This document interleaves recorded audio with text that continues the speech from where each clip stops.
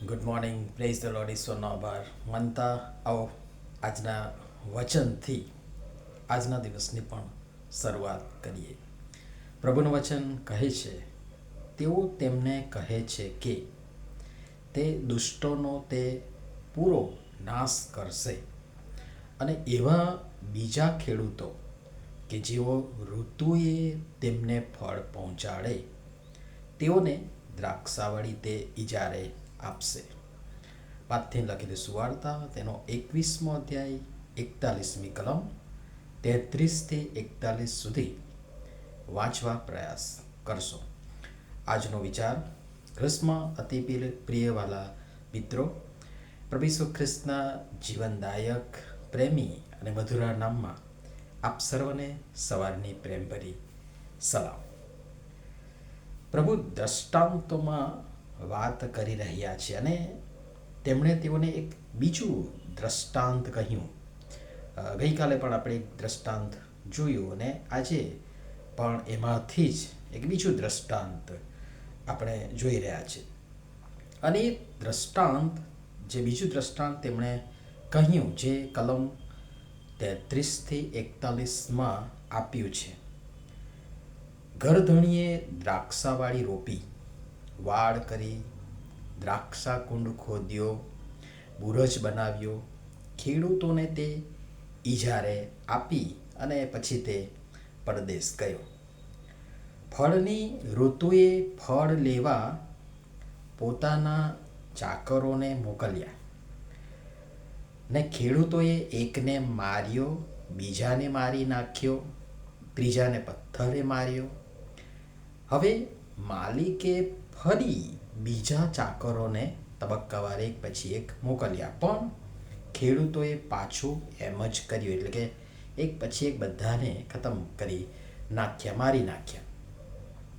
માલિકે પાછળથી પોતાના દીકરાને મોકલ્યો, જેથી ખેડૂતો કમસે કમ તેના, એટલે કે માલિકના દીકરા તરીકે તો તેમની અદબ રાખે, અમાન્ય રાખે.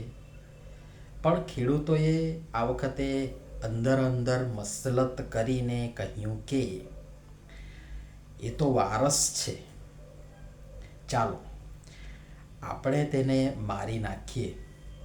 સેમ પ્રભુ ઈસુ ખ્રિસ્ત, જે સારી માનવ જાતના પાપોનું નિવારણ થાય, પાપોની માફી મળે, ઉદ્ધાર મળે, એના માટે ઈશ્વરની તારણ સાધક યોજના સિદ્ધ કરવા માટે આવ્યા હતા. અને એ સમયે જે બન્યું હતું, બિલકુલ એના જેવું જ ચિત્ર આપણે જોઈ રહ્યા છે. ખેડૂતોએ અંદર મસલત કરી, કહ્યું કે તો વારસ છે, ચાલો આપણે તેને મારી નાખીએ ને વારસો લઈ લઈએ. અને તેઓએ એમ કર્યું પણ ખરું. તેઓએ તેને પકડ્યો ને તેની પોતાની જ વાડીની બહાર કાઢ્યો ને મારી નાખ્યો.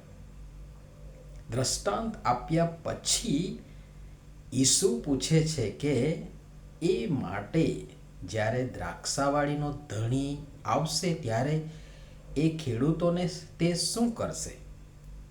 અને તેના જવાબના રૂપમાં આ આજની કલમ, એટલે કે 41મી કલમ જે આપણે જોઈ રહ્યા છે, એ કહેવામાં આવે છે. તે દુષ્ટોનો પૂરો નાશ કરશે. જે જવાબ આવે છે તે આ પ્રમાણે છે, જે તે દુષ્ટોનો પૂરો, એટલે કે માલિક દુષ્ટોનો પૂરો નાશ કરશે. બીજી બાબત કે જે ખેડૂતો ઋતુએ માલિકને ફળ પહોંચાડે એવા બીજા ખેડૂતોને તે ઇજારે આપશે. માણસને આટલું તો ભાન છે જ, આટલું તો ખબર પડે જ છે, બધું જાણે છે કે વાત શું છે, વાતનું પરિણામ શું છે. તેમ છતાં મૂર્ખ બની કેમ આવા ગાંડા કાઢે છે એ નથી સમજાતું. ભાઈ, સીધી રીતે પ્રામાણિકતાથી કામ કરશો, પોતાની ફરજ, પોતાનું કર્તવ્ય, પોતાની જવાબદારી પ્રામાણિકતાથી અદા કરશો, વિશ્વાસુ રહેશો, ખંતથી મંડ્યા રહેશો, માલિકની આજ્ઞા પાળશો ને અનુસરશો, તો આપોઆપ તમે ખેડૂત ચાકર મટી વારસ બનવાના જ છો.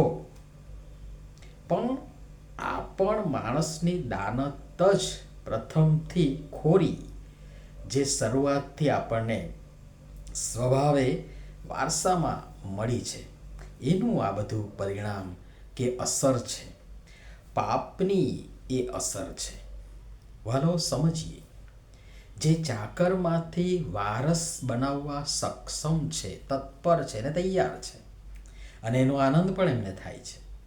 ઉકરડામાંથી જે ઉઠાવી રાજકુમાર બનાવી ઉચ્ચ સ્થાનો પર બેસાડી શકે છે, એ હક ને અધિકાર આપણને આપી શકે છે, તેમનું આપણે કેટલું માનવું જોઈએ, તેની આપણે કેટલી અદબ આમન્યા રાખવી જોઈએ.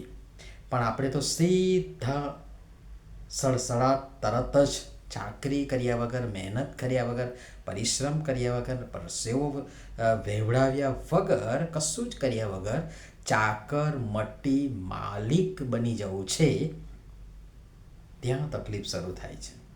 રાતોરાત બધું બદલી નાખવું છે, એ શક્ય નથી.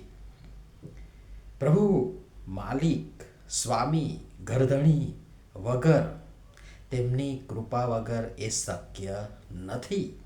અને તેથી નમ્રતાથી તેમને આધીન રહી, મનથી ને પ્રામાણિકતાથી પોતાને મળેલી અથવા તો સોંપેલી જવાબદારી, કર્તવ્ય બાખૂબી અદબ નિભાવીએ, વહન કરીએ, સમય આવીએ, પ્રભુ યોગ્ય કરશે.